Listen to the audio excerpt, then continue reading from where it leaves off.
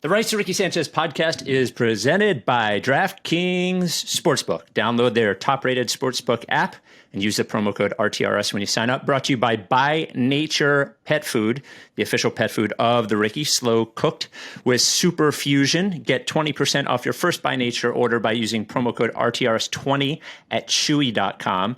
LL Pavorsky Jewelers, where Rights to Ricky Sanchez listeners go and get engaged. And Kinetic Skateboarding, get 9.1% off your first order with promo code Dave Silver. On the show today, it will forever be known, according to our own Andrew Underberger, and I think we'd all agree, as the Tyrese Maxey game. Talk about the best performance from a Sixers rookie, at least in terms of points, since Iverson. And then the real story of the game, of course, Danny Green playing point guard. In the mailbag, we have a listener who went back to the 2017 draft preview and found some old takes, which I don't know how he did that because that podcast is no longer on the internet. And an interesting Ben Simmons question in the Lorenzo Brown mailbag. Subscribe to us on YouTube to get the podcast in full video. We're over 3,000 subscribers now. At 4,000, in that episode, our video producer CJ will sit in the corner, only wearing his birthday suit on the video, the entire podcast. I didn't check with him on that. Without any further ado, Amos and the chef.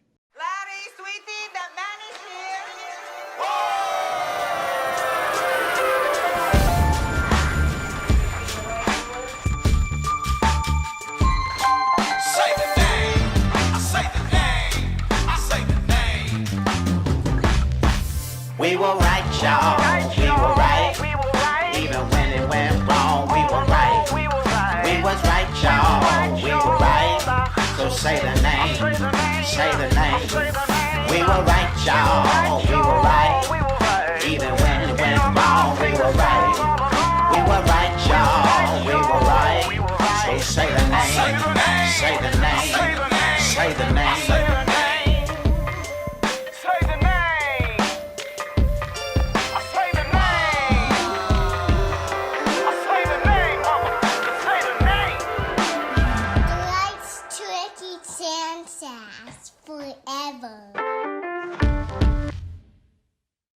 Welcome to the Rights to Ricky Sanchez podcast. I'm Spike Eskin, along with a guy who in any normal situation would have been the Sixers' eighth man yesterday. That is Mike Levin.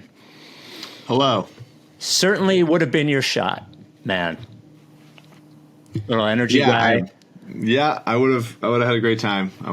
I couldn't be more out of shape. I haven't played basketball in 10 months. I would have torn all of my Achilles at the same time, but I would have been happy to be there. The years ago, I don't think I've ever heard I heard the audio. I never saw the video. I think that the promotion was, and this is probably 25 years ago, Angelo and my father were betting who could win in a race, and they did it. Maybe it was a 40-yard dash, and Angelo tore both hamstrings running 40 yards. Which is perfect. Such a great part of the story. Before we get going, the Apple Podcast 5-star review of the week. We're at 2,830 5-star ratings with reviews. When we get to 3,000, I read all of them. Actually, I was going to check with you on this. Originally, we weren't able to get the reviews from the other country's version of Apple Podcasts. I signed up for a service that does give us those, which gives us about 15% more reviews. I assume that means I should read those as well, like from Australian Apple and European Apple. Like sure. I abdicate responsibility for all reviews. I stand morally objected to it. This was brought to you by Kinetic Skateboarding. You know what I say in the cold weather. I love Kinetic stuff. Some hoodies and sweats. I got myself some camo Kinetic sweats. Go to kineticskateboarding.com, 9.1% off your first order. Also, for all your snowboarding needs. This review comes from Trey Woods. Subject line, a little weirder than your average podcast.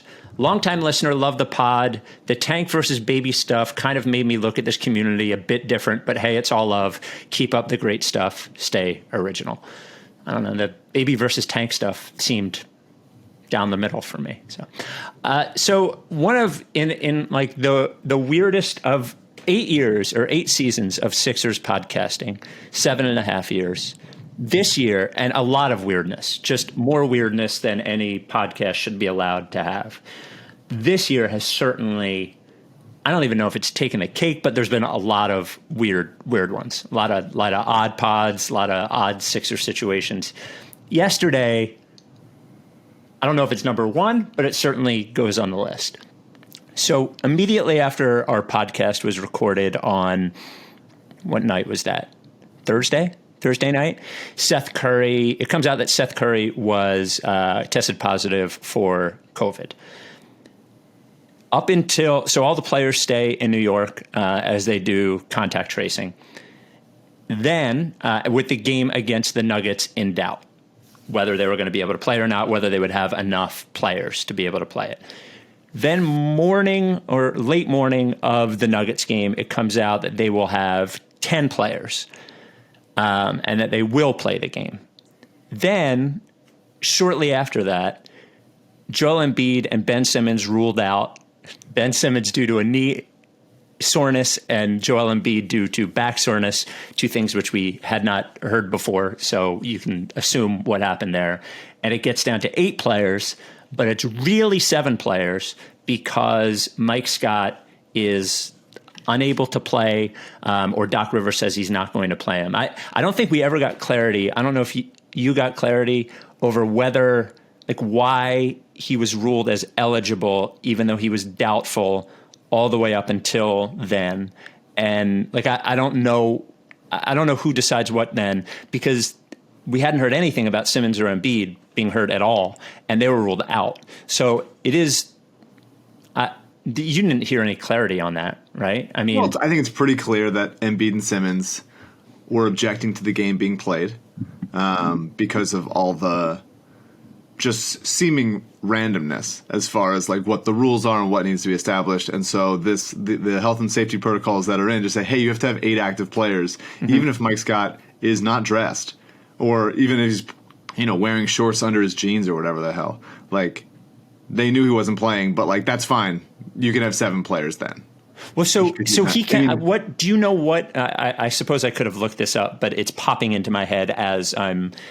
Does he count as an active player? Yes, they need 8 active players to play, according to the NBA's seemingly pull it out of their ass rule. I'm really mad that this game happened. I'm very like legitimately angry and upset, and it's like 10 months of frustration just boiling over like into what the NBA did. Like, they got so much credit for this.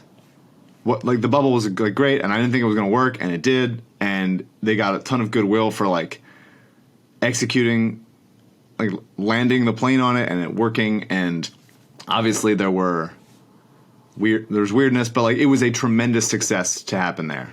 And maybe they shouldn't have even tried at all, but they did, and we had a champion, and they made some money, and the players made some money, and great. This year, obviously, they decided that it wasn't feasible for them to do that again for a full season, and I understand why. And by the way, just to interject, I mean, I think the players had pretty decent say in that as well. Of course, yeah. I think nobody wanted it to be a bubble, right? And I do get why. But unlike football, unlike baseball, basketball is played indoors from a very close distance.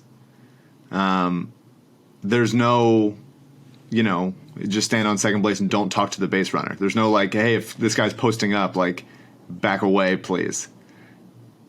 It's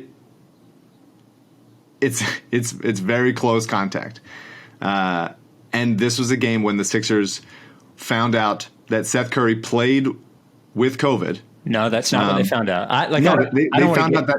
They found out that he was tested positive the next day when he was out already. That means that he could have been it was not detected in him on the test the night before, but he still could have been giving it to other players on the other team that night, the next night, whatever it was. They found out during the second game. He left the bench during the game. During the game where he was not playing. During the game when he was not playing, but he was sitting next to Embiid. Embiid wasn't wearing a mask. He was sitting there. He didn't know that he was positive. They took him out of the arena into quarantine, and then they continued the game. I don't do we think that the Sixers players knew at that moment why Seth was no longer there? Were they told hey, that guy that you were talking to? I want to back up one point, and I want to be able to have like this conversation in like a reasonable, respectful manner, like where we don't argue about it. I want to like present a perspective on something that you just said. They get tested twice a day, the NBA players. Because I think a little of this is that if they're going to do it and they're going to play, then they have to accept certain standards of like certain accepting of possibility of gray areas and things like that. The purpose of them testing twice a day and testing everyone every day, twice a day, is that you could be transmissive before you're symptomatic. And in Seth Curry's case, it seems like he didn't have any symptoms, at least leading up to that. That's my perception. But I think what they've determined is that the odds are that you would not be likely to transmit COVID before you even test positive, especially if you're testing twice a day. So if it's possible, or not possible, but likely, or if there's a reasonable possibility, let's say, that they would test positive on one day, and this does not pertain, obviously, to Embiid being on the bench next to Curry. It pertains to the game before. But if it is reasonable to accept that if you test positive on Wednesday, that you could have been spreading it on Tuesday, then they cannot play any games because the whisper down the lane sort of like telephone version of this is that, well, then the Wizards couldn't play after that. And then whoever the Wizards played, like, do you see what I'm saying? So my answer to that is generally yes. Like, okay. So like, I understand that, but like we don't know. Like the fact is, like they might have made the determination. They might have made like, yeah, it's probably like if the test doesn't come in, the test that he took the night before, that he wouldn't be transmissible.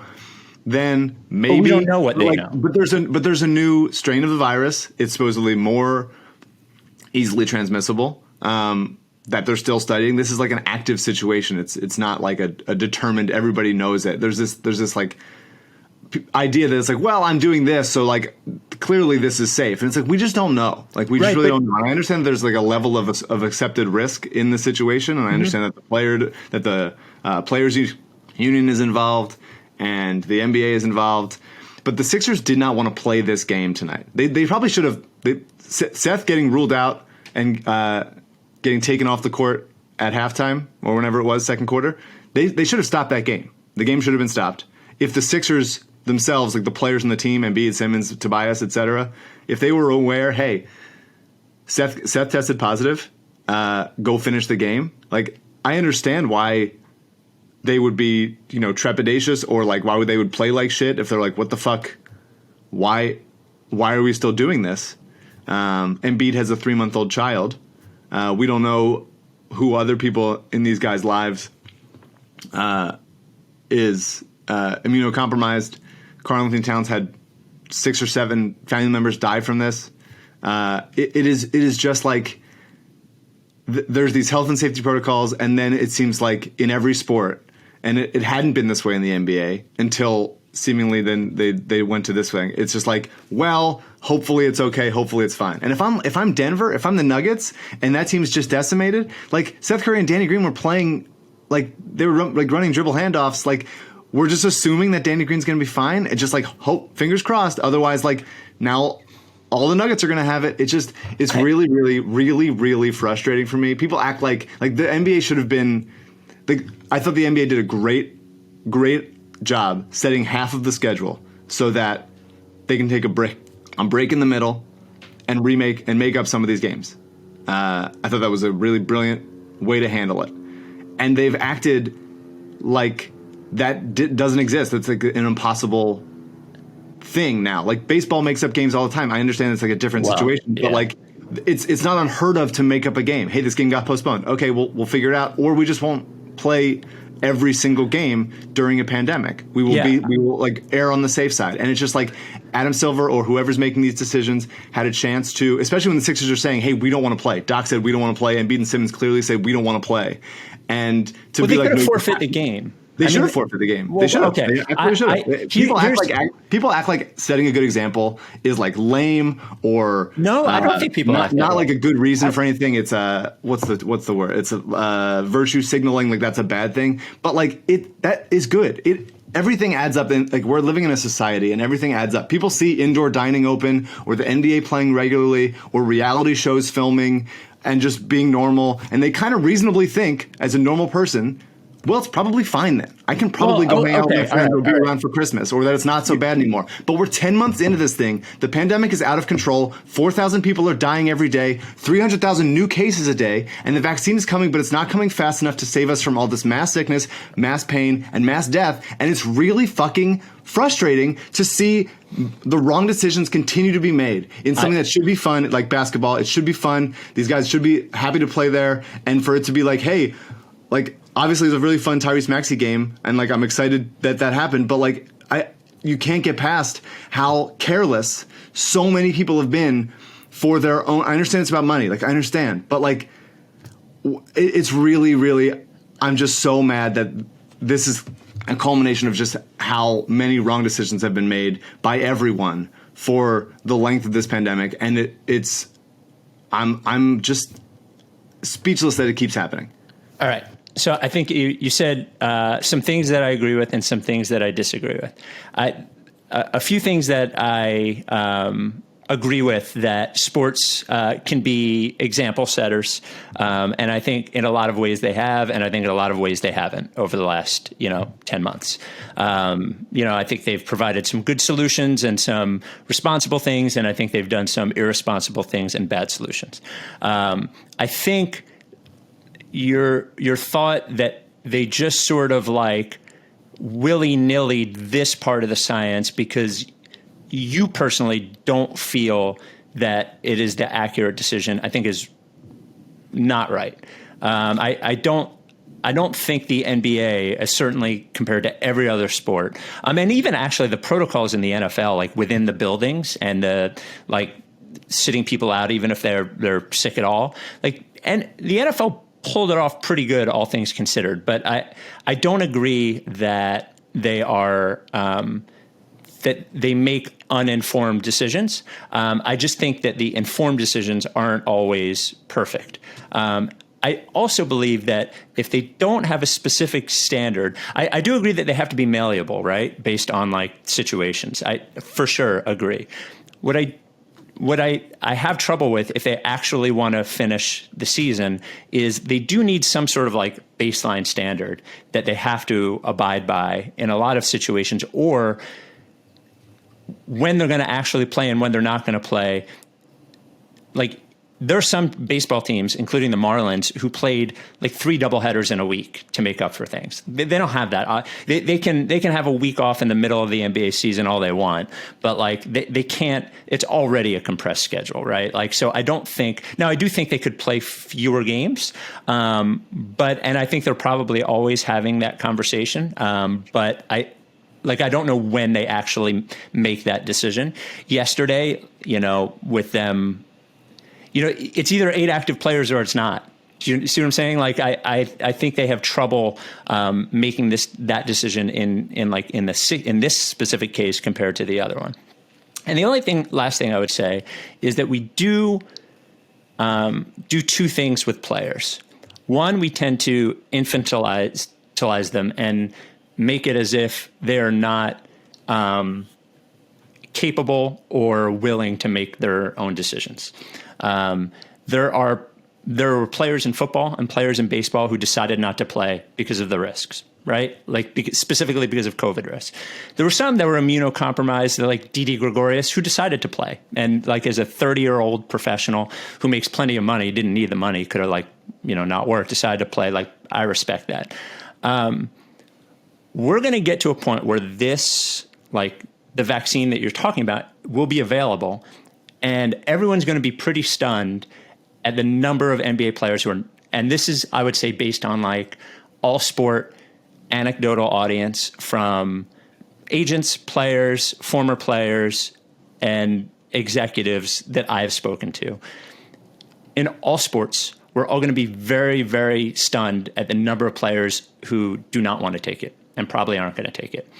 Yeah, that's because of the long history of racism in the medical profession. It's also Black people for a long time. No. But it's also like baseball's like baseball's a ton of white players in baseball that I think probably won't take it. I think there are some. I think there are a lot of people who are concerned that it, rightly or wrongly, concerned that it came too quickly, or that they are, in their 20s and that they don't feel like the risk of COVID, even if they catch it, is strong. But I think those things that's going to happen. With right, wrong, indifferent, whatever. I will take it as soon as it comes out. I would hope that everyone who does not have previous vaccine problems would take it. I would certainly hope they would. I want my family to, I want my friends to, I want my coworkers to. But that said, I could understand the discomfort around it, especially if you're not in a high-risk group as far as COVID is concerned. But we're going to get to that point where it's available for players and they won't take it. And sports are going to go on, and they are going to accept that risk of doing it. And I sometimes I think to myself, the players want to do this as well. Now, you could say, you, Mike, or anyone could say, the league, the owners, and the players, by even doing this at all, regardless of what, because a lot of people said this about the bubble too, regardless of what the risks are, it's irresponsible. You shouldn't be doing it, so on and so forth. I would accept that as a reasonable position to have. I don't agree with it, but I would accept it as a reasonable position to have. But once they've started and they've agreed, and they've said that these are the rules that we are agreeing to. And if you don't want to do it, I know in football they gave specific options to players who did not want to play this year, what happens with their contract. I did not hear about that with the NBA, though I assume if there was a player uncomfortable with playing this year, they would have been provided some sort of option in that way. I give them I think that they're capable of making those decisions for themselves. But it's not that clear. You act like this. It's no, I don't act like anything. I don't act like argumentative, but okay. It's not like you either accept all the risk and you're thumbs up, happy to do it, or you accept none of the risk and you're totally gone. I totally agree. This is the situation. It is a gray area. I do agree. Ben and Joe were saying, hey, we don't want to play. We don't think that this is safe. Doc said, I don't think that they should be playing.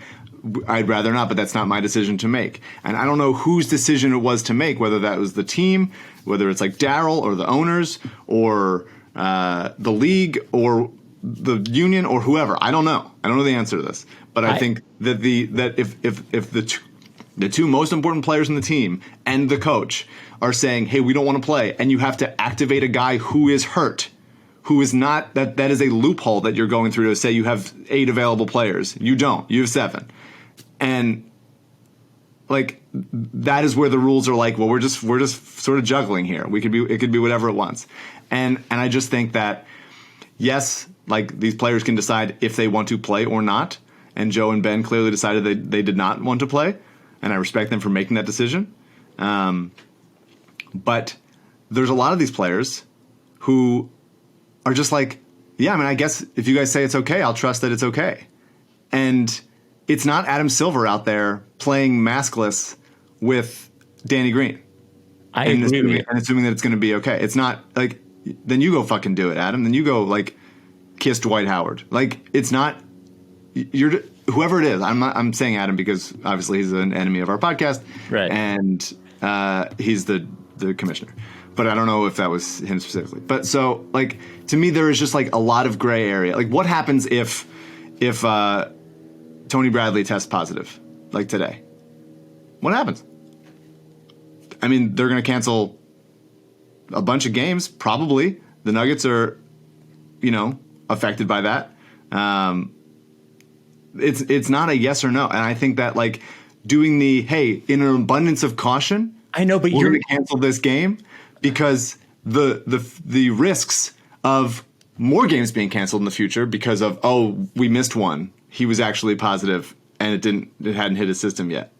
Because we know it sometimes takes a few days to get there. It's just, I totally disagree with whatever decision was made, especially if Ben and Joe, if everyone was like, yeah, we'll play, it's fine. We didn't talk to Seth, whatever. But like, there was clearly strife in this decision. And for them to be like, no, you have to, I think it's horrible. It's embarrassing. I think it undercuts all the goodwill of the NBA engendered and all the sympathy that they've offered Karl Anthony Towns. Like, it's just like, yeah, we really just want you to go out there and play, and it doesn't matter who the people that you interact with in your everyday life or the people that are people that work the stadium, work the arena, carry the luggage, whatever the fuck. Like, we hope it's okay. We hope it's fine. We got to get this game. I think it's embarrassing. Yeah, so I agree that it's certainly not black and white for a lot of in a lot of ways that you described. However, I would stop well short of saying that the NBA acts irresponsibly. Like, I think that there's one issue that and Dave McMenamin mentioned this, in that one of the tests they get every day, like, players can sort of take it whenever they want, which means that the results come back at disparate times, and that they may need to, given that Curry's test came back while they were playing, that maybe they need to standardize that. And I think too, a lot of the NBA said that once this starts, we're providing money and protocols and guidance for each team, but the execution of this is on the team to do.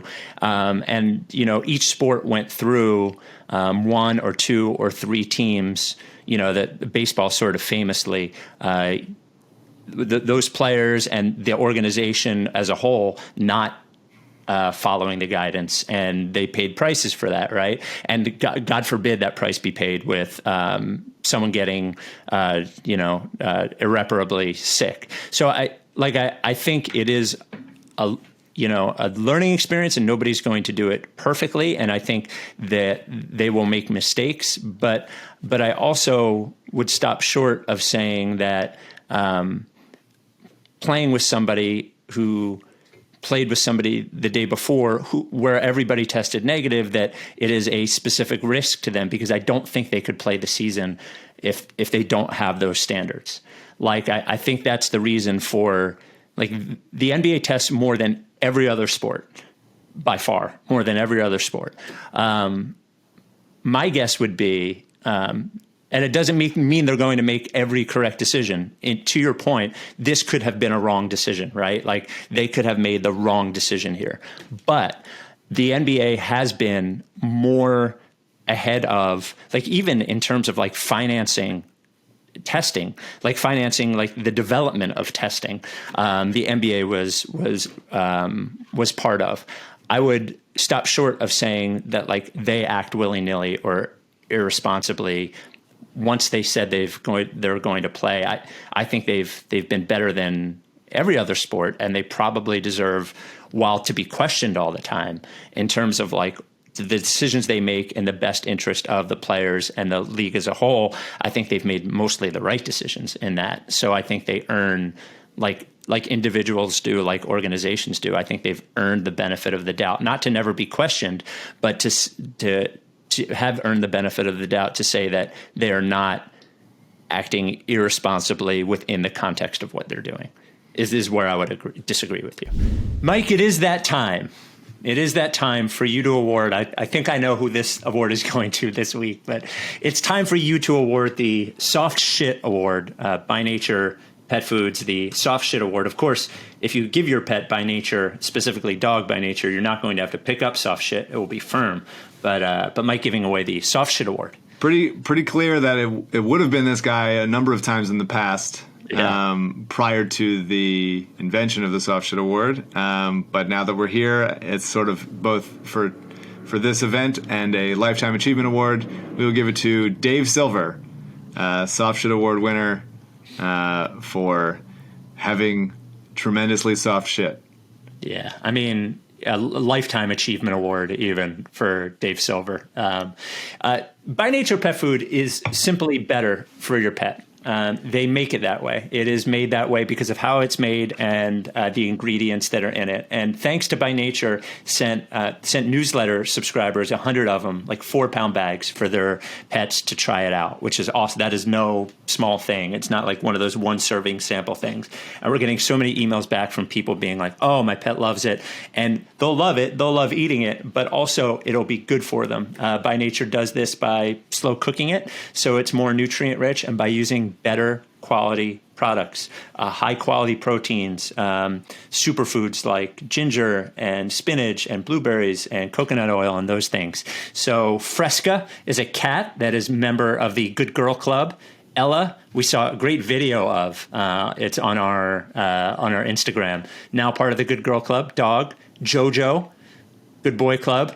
Dog. Mia, Good Girl Club, dog. So try out By Nature pet food. You'll see the difference in your pet, and your pet will be healthier because of it. Go to chewy.com, use code RTRS20 for 20% off your first order, RTRS20 for your first By Nature order from chewy.com. And then send us a photo of your pet, dog or cat, with By Nature, and you will get into the Good Boy/Good Girl Club, which is on our website and end up on our Instagram eventually too.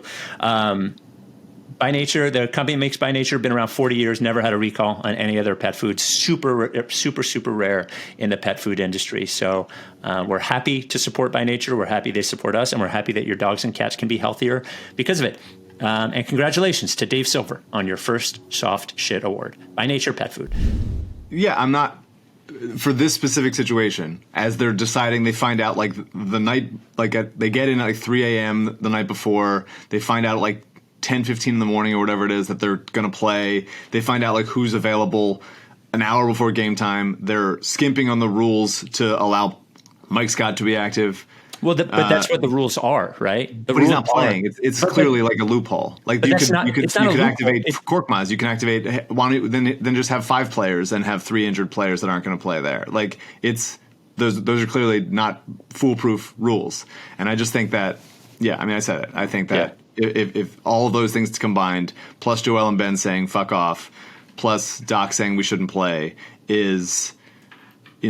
I think the answer is an easy postponement, and for them to be like, no, you have to. Whether it was because it's an NBA TV game, I don't know. Whether it was, I think it was probably the Colangelo because they were embarrassed by the team. But this is like we're standing behind this, and I think the reason it's really wrong. Really wrong.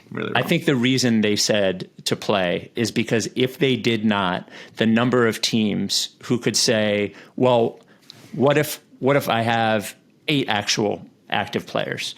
Like, still everyone's going to have to play 40 minutes. Still, I think that they're worried about competitive balance in that way.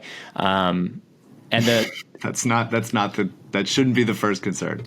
Well, that should not be the first concern. They have to, Mike. Like they have to have some sort of standard. And by the way, this is the reason that that in some way Hinkie was replaced, in that one of their standards is you have to try to win, and if you don't, then it's unfair to the other teams who are trying to win, and so on and so forth. Now, that is a very thin, argument in what they did. That said, I understand them saying, well, if we do this time, how many games have been played in the last 2 weeks of season where a team could say, well, wait, like that Rockets game, the original, the first one that had guys in contact tracing, the first Rockets game when Wall and Cousins and Harden and all those guys were out, and I think they had 8 players. Their concern, not concern, but their reasoning is, well, then the Rockets can say that game shouldn't have been played. And then if that one shouldn't have been played, what other one shouldn't have been played?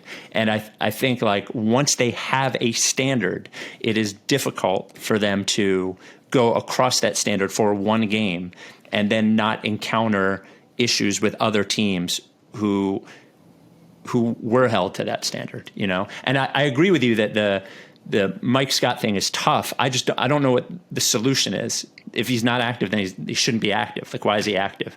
Right. The solution would be you don't have the requisite 8 available players because 1 is fake. So you have 7. But why is he? Let me ask, why is he active and Ferk isn't? Because I mean, they decided to. I think it could have been either way. Well, then they could have. If they didn't want to play, they needed to make the paperwork, and so they said, like, okay, well, all right, fine, he's active. He's not going to play, but he's active. Fine, go.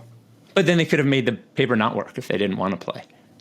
Yeah, I think they were being told make it work. And I think it's weird. I mean, I really respect Ben and Joel for taking a stand and doing it together. But does that open up the door to weirdness of like the team thinking that they quit on them? Yeah, I don't know. I mean, these are like very like, I think it just put a lot of like too much pressure on like everybody to just like deal with it. Like, it seems like the players were fine. They played a lot of minutes. Hopefully that they're okay. But obviously, as we know, like playing an extreme amount of minutes is when injuries tend to come. Hopefully it's fine. Hopefully that they're okay. And hopefully the contact tracing was right. And that like Dakota Mathias wasn't positive with coronavirus as he was playing. And that'll come out in a day or two. Like, hopefully. Well, all it would mean is that Dakota Mathias,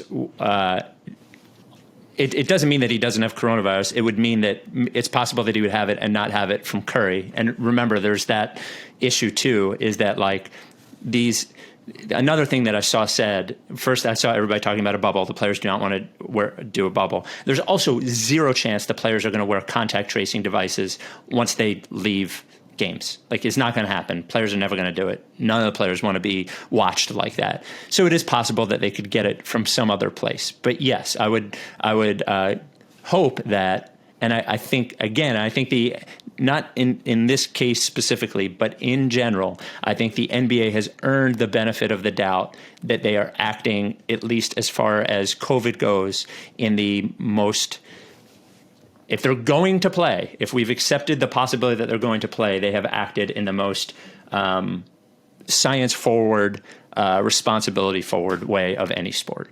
Yeah, I agree that they've done the best job of it.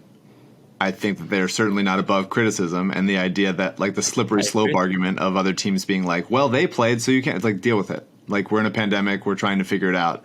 We decided that because of how close the games were to when the positive test was, and we're still figuring out contact tracing, and they just got in and they have 7 players who are able to play, we decided that it's not going to happen. So sorry, Rockets. Like, we'll deal with it on a case by case basis. This should have been that.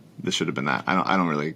If another team, if this exact situation happens to another team, the friggin' Kings, Hornets, and they're like they decided not to play, I'm not going to be like pissed off about it that we took a loss. Like, it doesn't matter. I think they should do it as safely as possible, and they should make the right decision. And the decision always can't be like good enough because we did it the other times. Like you can't land on the side of play because, well, you played other games that you shouldn't have played. Also, that's not a precedent I want to set.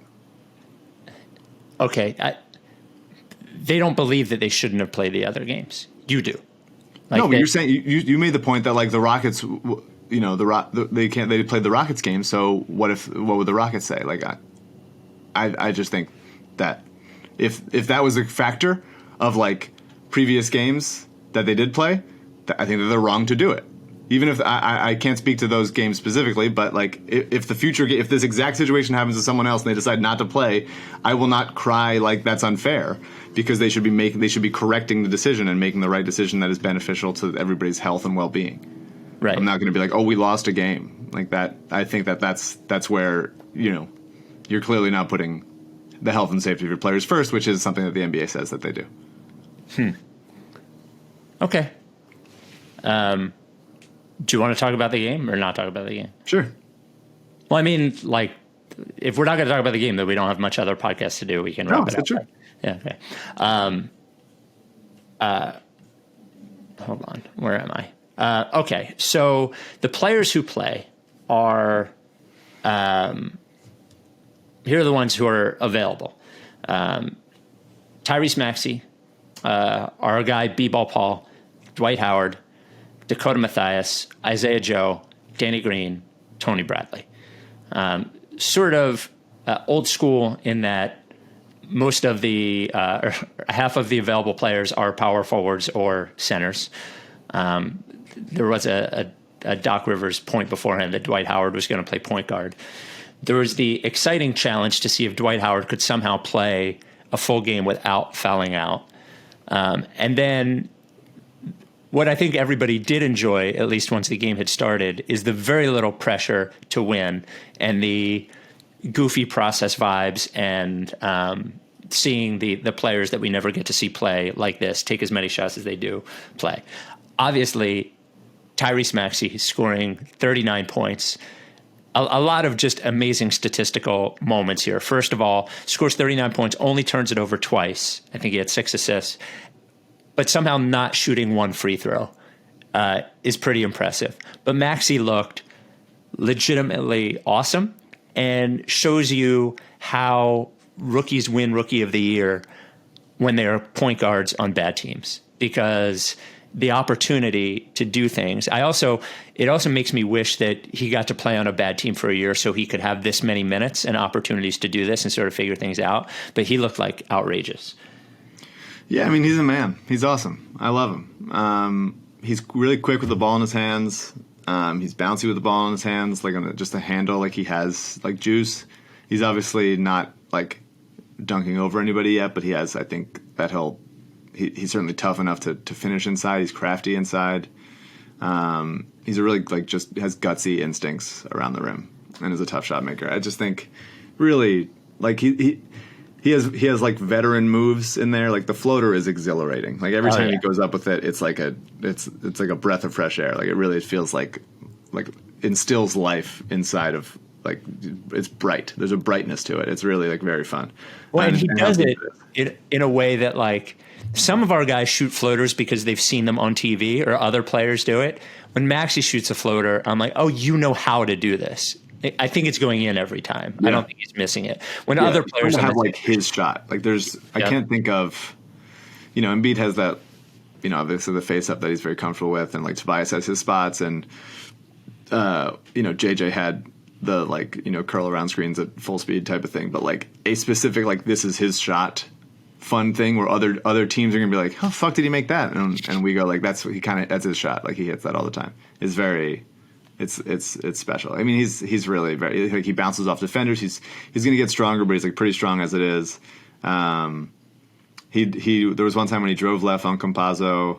He got him to bite on a pump fake and then like hit the step through with like a little leaner. Just a veteran move. Like the free throw shooting, like it is like a long-term concern as far as like that's something that a non I think he's going to shoot. I mean, he hit those pull-ups off the dribble late in the game to get him to 39 points were very fun because clearly Doc told him to get to 40. But he hesitates a little bit off the catch as a shooter.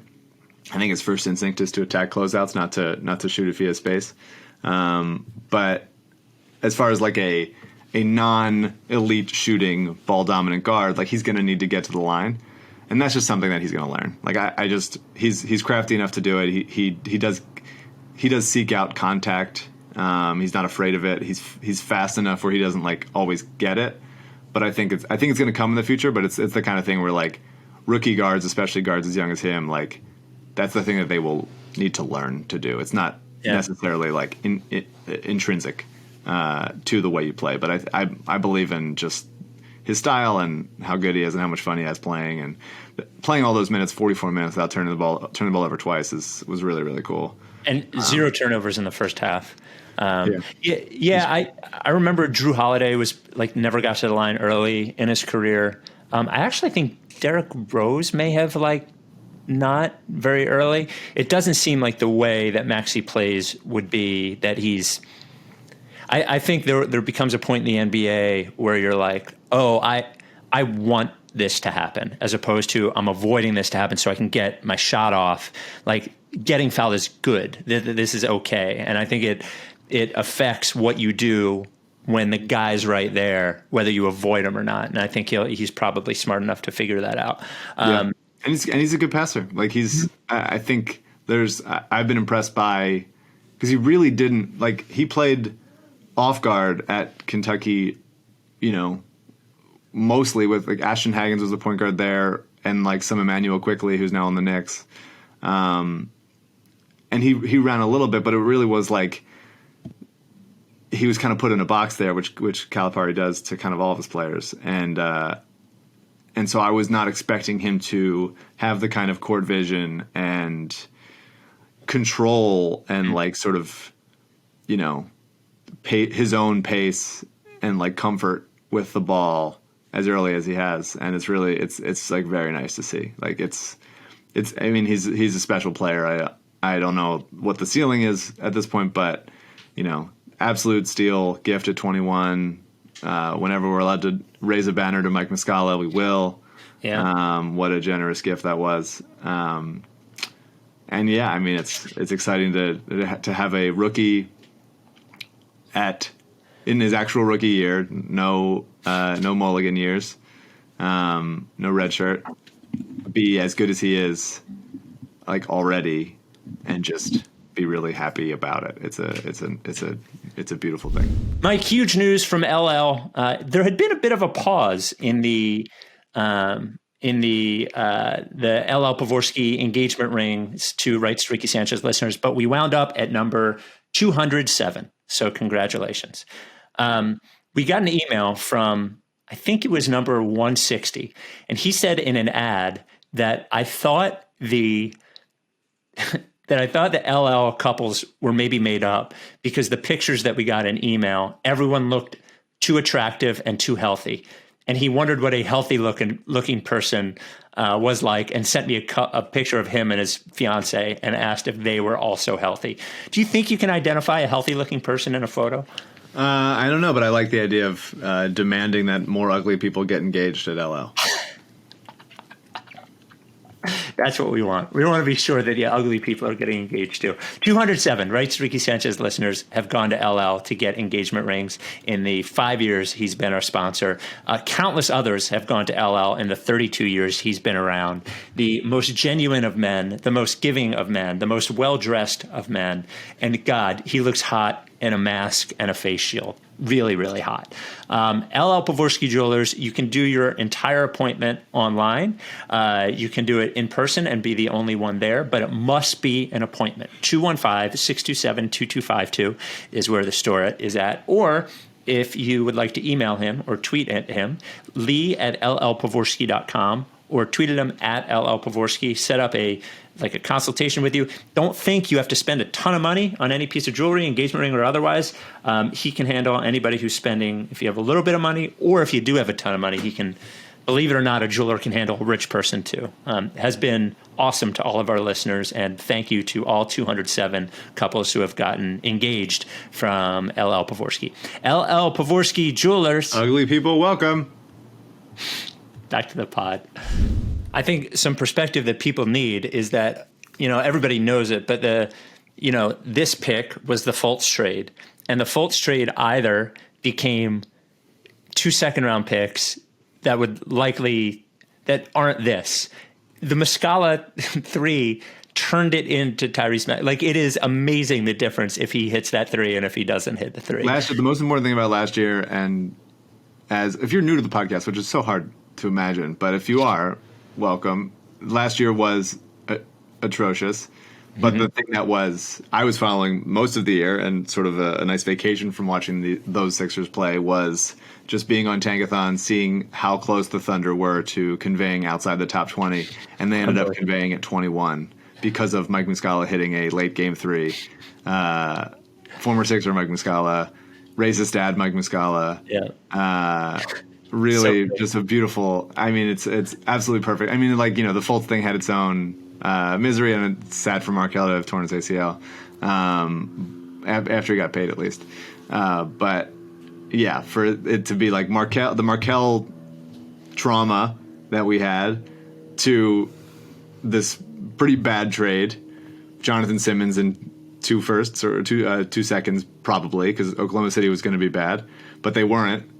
And then for it to be friggin' Mike Muscala Andrew Unterberger's own Mike Muscala. Yeah. That hits a late game 3 in a game that should not really matter to them because it was just like seeding nothingness for them to finish that outside the top 20 was. And then for Tyrese Maxey is like a nice holistic good feeling, unadulterated good feeling right now. The last two things on Maxey, and then we'll get to some of the other players. One, to your point, he was pretty apprehensive shooting earlier in the year, and it seems to like he's shaken that immediately. He still has some work to do on how he's shooting it. He's that thing where he's like almost like landing with his feet one way ahead of the other, like it. Whatever, but he's comfortable doing it now, and I'm not petrified when he's doing it. No. And then the other thing is, my favorite thing about Maxey is that he almost moves like a cartoon because he's always smiling and his head's always bobbing and he's always sort of bouncing around. At no point yesterday was he not bouncing wherever he was going. He didn't seem tired at all. I mean, No. like the elevation he got on those last couple threes was really funny. Yeah. He's like 44 minutes into the game. Really nice. My favorite thing yesterday was Danny Green already runs like Danny Green. 40 minutes of Danny Green. You're really going to get 36. I think Doc Okay. Doc did a good job of not pushing him too hard. point guard Danny Green. The only comparable moment is Jakar Sampson playing point guard. And I would like, for anyone who doesn't remember, there was a point in the Spurs series that they won over the Heat where the Heat, I believe it was this series, where the Heat appeared to have gained an advantage by simply deciding, oh, we're going to make Danny Green dribble. And like he is so bad at dribbling that an entire final series almost swung on how bad he is at dribbling. And they were in a situation yesterday, just to give Maxey a break, that the most capable person was Danny Green. And first of all, I give the Nuggets a ton of respect for not full court pressing him and just letting him bring the ball up. But him bringing the ball up and a couple of times just pull up three from Danny Green, and then he was feeling it on the third one. I just fucking loved it. I loved Danny Green's game yesterday. I loved it. I think mostly he was pulling up because he's like, I don't really trust myself to run this offense. So Yeah. I guess this is the best shot we're going to get. Yeah, 4 of 17 for Danny. It's very fun that that he Danny Green is he's a rigid kind of player. On defense, he's I think still relatively great. Gets his hands in there, is just not as fast as he used to be, but uses his brain and his length and his good hands and instincts to make it work. But on offense, especially, he's a very rigid player. I think there were times that he attacked the basket over the course of the season that I've been pleasantly surprised by, as far as his ability to stay under control. Mm-hmm. And he had an up and under finish last night, which was pretty shocking. But him trying to be okay, I'm the best player on the team right now. He could honestly before the game, he's well, I am I'm Danny Green. Right. I'm the best player that's playing on this team right now. I have 3 rings. I have 2 straight championships. Yeah.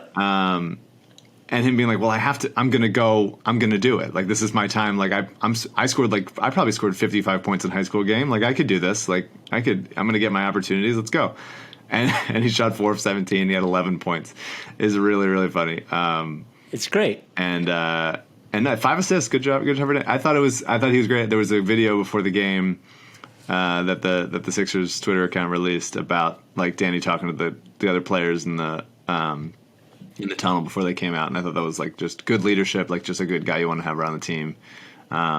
He seems like a good dude. He does, yeah, for sure. I mean, there's you've seen the picture of him taking a selfie at the Holocaust Museum, or yes. or I think it might have been Auschwitz. I can't remember, but yeah, just very, very funny in a tone deaf way. But I do think he's a good guy. Yeah. Maybe you could, maybe a field trip with Deshaun after the basketball season. Sure. Dwight Howard, by the way, as I mentioned before, did only play 24 minutes and I think had 5 fouls. He didn't foul out, right? Yeah. But he did hit a 3. He did. And he puts him 1 ahead of Ben Simmons. And that was one of my bold predictions, is that he'd hit more threes than Simmons this year. Keep taking him. He can hit them. I don't see any reason why he shouldn't feel comfortable taking wide open threes. Like if Aaron Baines can hit 80% against us, like Dwight Howard should be able to it should just be a factor. Go for it. And, it didn't keep up, but man, the first quarter of Isaiah Joe was awesome. Yeah, he looked really confident. I mean, that's the benefit. Yeah. Like, obviously, I didn't want this game to play, and like, even though it was fun, like, it doesn't take away from me not wanting the game to have been played. But after it was played, it was like, okay, this is a good chance for the young guys to play free and sort of like lose the constraints of, okay, you have to do this in this offense. Like, you're going to be in there for like 6 minutes, maybe. You have to stand here this whole time, and this is the offense. Give the ball to the players that are allowed to do it. And so this time it's kind of like, well, we're all just kind of making it through. Let's pass the ball. Let's move. Like, if you get a shot, don't be afraid to go up with it. And so seeing Isaiah Joe like revert back to a little bit of Arkansas Isaiah Joe was kind of nice. He is a volume 3-point shooter and can shoot off the dribble pretty well. And I think that part of his game will keep developing. The reason, like, how frail he is on defense and how, not with like pinpoint accuracy of like his movements on the offensive end. There's potential there, but it's not quite there yet. That's why when there was talk about them promising him at 21, I was very upset about it because I don't think that he should have been a first-round pick. But getting him where they did and saying like, hey, we believe in the shot. We think that there's some self-creation in there too. And I think, some decent defensive instincts once the body improves. Like I think he's like, it's good to see the confidence, and it's good to see like him being willing to do it. And so hopefully in a time, like he got to play 45 minutes, hopefully in a time when like they need him again in like a, if Korkmaz is hurt again, whatever, Dakota Mathias also not doing a sterling job as that kind of last fill-in type of player. It's nice that he's like, all right, I got this one. Now that I know like how to handle myself on an NBA court, I got some buckets in over like Jamal Murray and stuff. Like, let's go. Like, I think this is a good confidence boost, hopefully. Yeah, it was cool to just see him play like the YouTube videos I watched, like super confident shooting threes. Didn't care, just, firing away. Yeah. And the only other note I had is B-Ball Paul getting 9 field goal attempts is amazing. Human victory cigar, B-Ball Paul. 9. Yeah, I mean, he's such a total goof. Like, you watch, like, it does feel like, I think I compared him a little bit to like somewhere between Thaddeus Young and Rashawn Holmes with like a little bit of Dario in there. There's just like his arms are like not always right with his body. Like it moves. The guy, the like computer game. I'm gonna forget. Like QWERTY, is that what it's called? Where you like try to make a guy move and walk just on the computer, and it's like he's totally like spazzing and like. I don't know. His limbs are going out. It's I think a more my age type of thing that people did 10 years ago or whatever. But there is a level of discomfort with him going. But there's energy, there's length. He's such a like take a weird shot but get your own rebound and finish guy. He missed an alley-oop. Matt Cord is calling him B-Ball Paul, which I respect. Yeah. He had a baby hook shot over Jokic. That's a fun thing. Like. I would love. I mean, he's going to take some time. He's a project that got him at 58. He's on the 2-way, but I believe in him as like. And he missed a corner three by about a corner three's length. Yeah. But I think that there's something there as like a high energy length. If the shot comes along, and if like there's some like herky jerky passing ability, and he's gonna get deflections. A very process Sixers game all the way down to all the deflections. But yeah. The 2 notes about the game. The first loss at the Wells Fargo Center for the Sixers since December 20th, 2019. Doesn't count.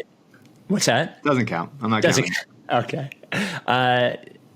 When they lost to the Mavericks. And not only was it the first game this season where every player that played had never played for Brett Brown, but it is the first game since March 3rd, 2010, where everyone that played for the Sixers did not ever play a minute for Brett Brown. it was that game in 2010 where Elton Brand sat and the entire lineup, nobody else played. So the first game in 11 years, basically, that the Sixers played a lineup where no player had played for Brett Brown, which is pretty amazing. Not technically true because Danny Green played on those San Antonio teams that Brett assistant coach for. Head coach Brett Brown. There you go. Yeah. Tony Bradley, he's how do you feel about Tony Bradley? Because like he's clearly like long. He has an incredibly long wingspan, but he has some of the least bounce I've ever seen from a human being, let alone a basketball player. Yeah, he's sort of, when I watch him, I'm like, oh, like defense Enes Kanter. Like he looks like he is competent.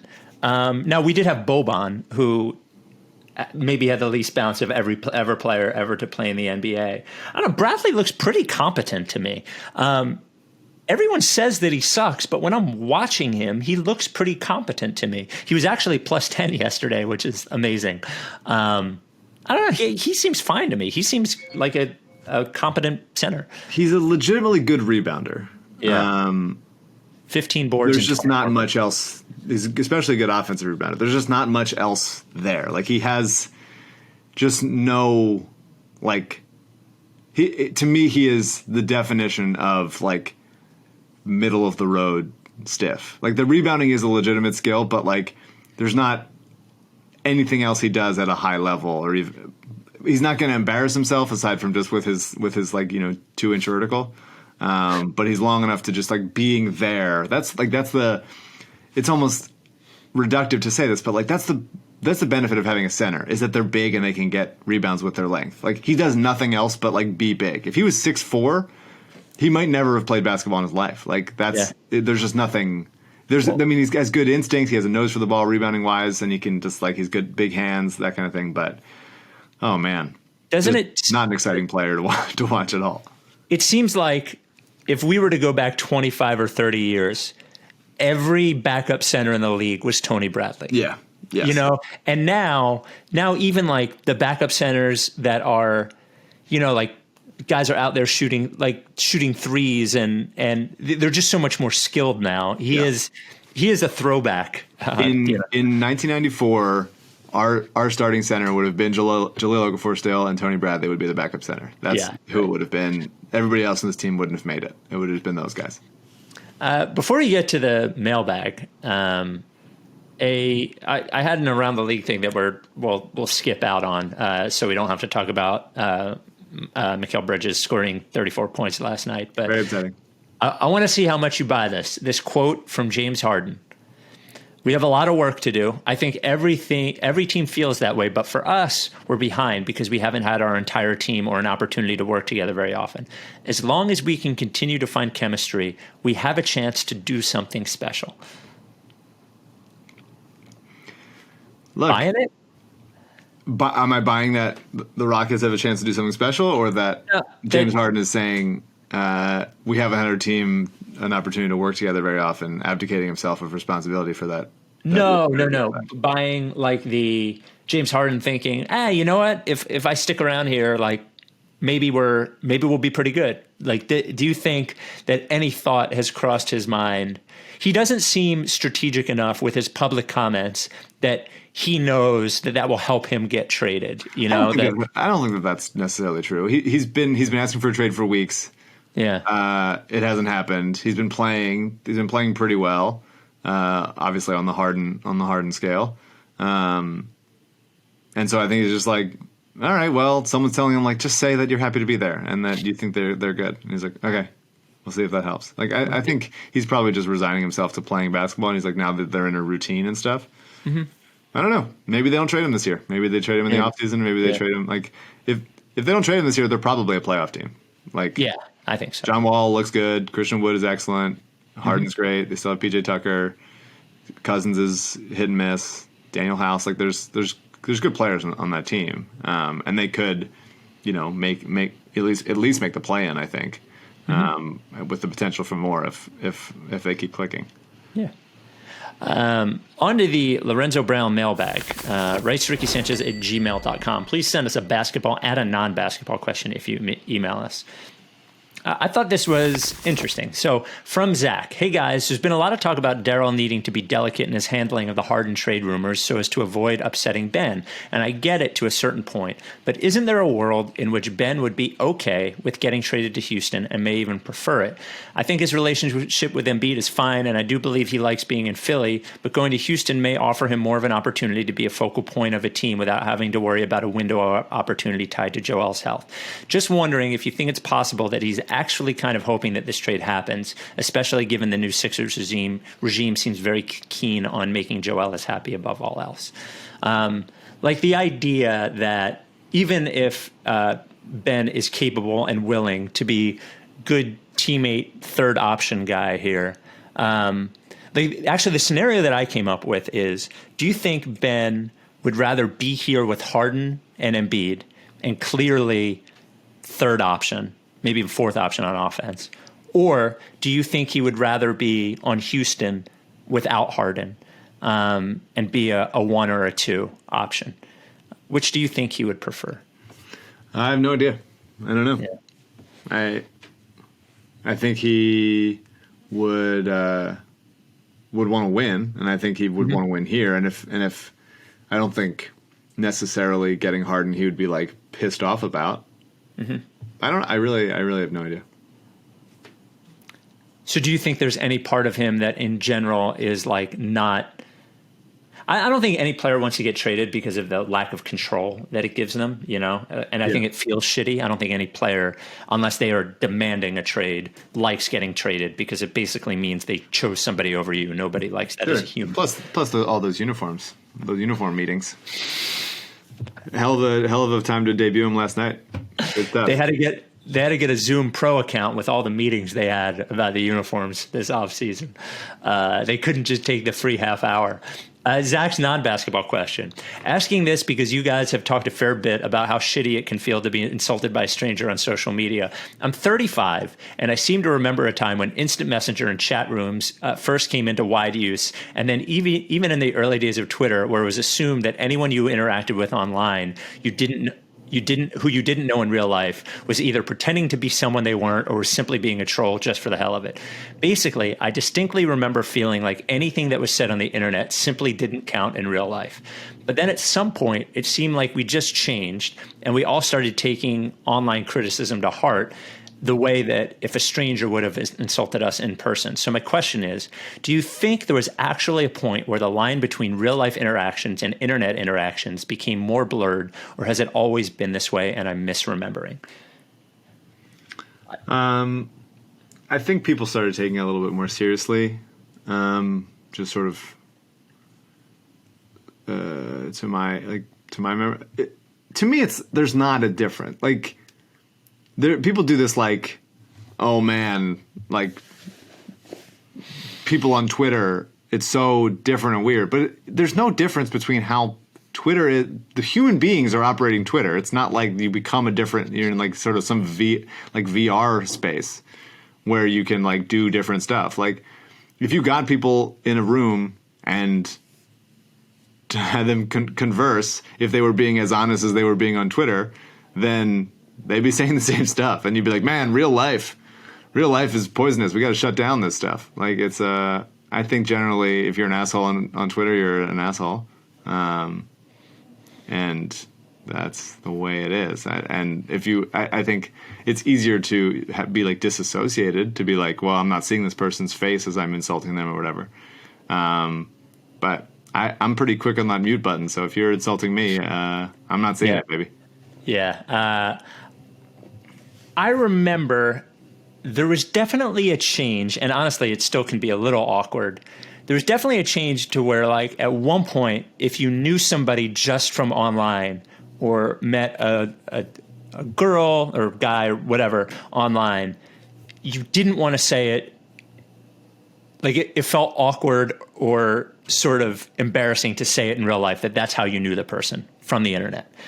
There certainly was a point at which that changed, you know, like, and it actually became, it's probably the primary place that people meet anyone is on the internet. Certainly once you get out of school, once you get out of college or something, and you're interacting with the same exact people every day, you certainly meet more people online. So there was definitely a point at which that happened. And I think there was a point at which you assumed that every person you met on the internet, or you had a real suspicion that it was not the person that they were saying that they were. And that changed, where you just sort of assume. Yeah. Your point about like 2004. What's that? Yeah. 2004, everyone was pretending to be like a jacked guy from I don't know, probably like California. Yeah, right. There's not 150 million people and jacked guys in San Diego that everyone's pretending to be at age 17. How's it possible? The math just doesn't work. No. The thing about insulting is it's weird, like how people act online. I agree and I disagree with you. I agree in that when people act like dickheads online, I certainly think that it is part of their being. But I think what Twitter does is that Chuck Klosterman said this once when somebody asked him why he didn't tweet, and he was like, well, everybody knows my opinions. He's like, that there's more of my opinions out there than anything. I certainly do not have the desire for more of my opinions to be out there. If anything, there should be fewer of my opinions in the world. But people who do not have media platforms do not have that same opportunity for voice. And I think it gives them opportunity for voice. And if you've ever worked in any sort of place where public, where customer service is something, people usually only reach out when they're pissed off. And to the fault of many of us, me included, I'm more likely, I try not to be that way, but more likely to respond if you're negative too. So a lot of times the people who have been absolute dickheads online, when I meet them in real life, not only are they not dickheads, but they are totally gracious. And it just sort of means to me that the way that the platform is built is sort of a way that induces toxicity in some way. I don't think it excuses it for sure, especially some of the shit that I've heard or read or seen. But I do think it almost creates it in a way. It brings out the worst part of you somehow. Yeah. Not for everybody, but for some. Certainly for, plenty of, not being held accountable and where you can just say shit and hide behind it or whatever, and misinformation, all the fun stuff there.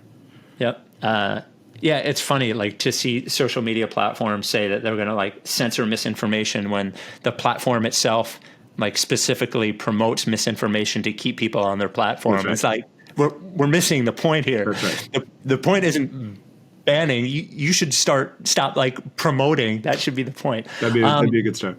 Yeah. Last email. This one comes from Nick. A good one. And this came a while ago, but he said in the last show, a listener brought up the possibility of the comparison between Maxey and Fultz. For reasons I cannot fathom, I decided to go back and listen to the episode with the 2017 big boards. It was amazing. First, it was very disorienting to listen to the old Amos theme. Here are the highlights, sometimes out of context. OG Anunoby, Spike pronounces him Og. Mike says tremendous defender. Still not Og is a good defender. I think those are accurate. Yeah. Frank Ntilikina, Spike, his measurables were pretty great. Mike, fast and long, doesn't have burst. Is this an order of something? No, it's just the 10 that he came up with. Okay. And I think, I actually think that what he did, he took my YouTube big board list and took our comments from those specific players. Josh Hart, Spike, I hate Villanova. I just think this guy can play in the NBA. Mike, the Malcolm Brogdon of this year. Yeah, that's a little bit. It ended up not being the case. He's certainly an NBA player and has some Brogdon to him, but not nearly as much self-creation. Not even close.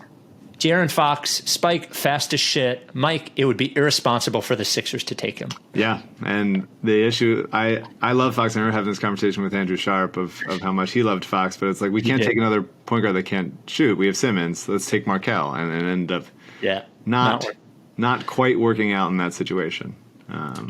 Sure. Funny from me specifically, Donovan Mitchell, Spike, quote, a me YouTube player, 100%. You can see it in the YouTube. Mike might be the slap the hardwood guy. Yeah. I love Donovan Mitchell. He was awesome. Juwan Evans, who we had ever so briefly. Spike, Little looks like he can get buckets. Mike would love to package 2 second-rounders to get him at 22. Yeah, Juwan Evans not being good is a bummer. I think that there's so many. I fall in love with heady, small guards, and I think that I should stop. But sometimes it works out, right? Sometimes it's like, hey, this guy's little, but still good enough. Still just like we'll find a way. But there's so many of them. Like you think about like obviously Tyler Ulis is very, very small, but like Juwan Evans and Jared Harper and Cassius Winston in this year's draft. Like there's like so many guys all the time that are like that performed at the college level. And we're just like, well, they're smart enough to do it. And they can pass this way, but like ultimately, just not that many are going to make it. And I should always be mindful of that. But I do fall for the gutsy point guard. And then some highlights: Malik Monk, Malik Monk, who can't even get on the court. I don't really give a shit about point guard defense. Mike, untapped offensive ability, kind of like Devin Booker. Yeah. Certainly. Theoretically, it certainly has the level of bounce and finishing, but just like not a smart player, can't hang on the defensive end. Malik Monk also a little smaller than Devin Booker, which I think makes a difference.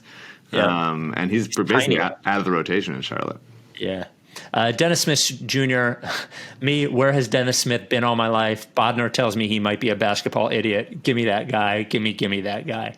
I don't know what he meant about your quote on Dennis Smith Jr., though I think you were more apprehensive than I was. I like Dennis Smith. I think I saw a lot of Steve Francis in him, and I believed in it. But, this is a guy that he just had such a tremendous level of bounce. And I thought that he would, figure out shot making enough because he's so. But it's like if you're small, you can have plenty of bounce, and it doesn't translate to being that good. Dennis Smith Jr. not being good is a bummer. I wish he was. Yeah. And if the shot's really got to be legit once you're short, and he's only an okay shooter. A couple more. Markelle Fultz. Fultz is legit. He can ball absolutely. Mike, almost looks like if Bobby Abreu played basketball. Almost as if he's dogging it, but that's just how he runs. That's right. Stand by it. There's a glide. The Bobby Abreu glide. Yeah. Jonathan Isaac, I famously said, was too tall. And and then your Jason Tatum quote. This year's less explosive Jabari Parker. And then I proved to be correct. Proven right. Oh, goodness gracious. We don't know what's going to happen this week. There's a game scheduled for Monday, Tuesday, and Thursday. Tuesday and Thursday are the Heat. I don't remember who Monday's game is. Do you? Opening the calendar. Looking at it. Waiting to see. Loading. It's the Hawks. We got CJ on the call. Yep. We have Hawks, Heat, Grizzlies this week. I think we got to make CJ's mic live so people can just hear it's the Hawks very quietly in the background. So we'll see. We'll do a podcast at some point when they're playing, and hopefully everybody is safe and healthy and is playing and confident to be doing so. And congratulations to Tyrese Maxey. If nothing else, you got to score 39 points in an NBA game. He's the man. I love him. Point guard of the future. Like, really, I don't. He is now at the place where it's like you could trade him for like someone to help a lot this season, and now I think I'm starting to feel like I'm sure Miami Heat fans feel about Tyler Hero, because it just feels there's nothing more fun than a young ball handler who is good now. Yeah. But if I think he's getting good enough where like you can start to say like, okay, he's not just a sweetener in a James Harden deal. He's like more of a like, not main piece, but like certainly component piece. Like he's a factor of that situation. But I really love Maxey. Maxey and Shake being as good as they are right now is really nice. a really nice thing. Yeah, nice gift. All right, so we'll talk to you at some point this week. Are you done with TTP? Yeah, you know Lickface. If you don't fuck with me, then I won't fuck with you. If you don't fuck with me, Then I won't fuck with you. but if you fuck with me, I'm gonna fucking kill you! Time for plan B.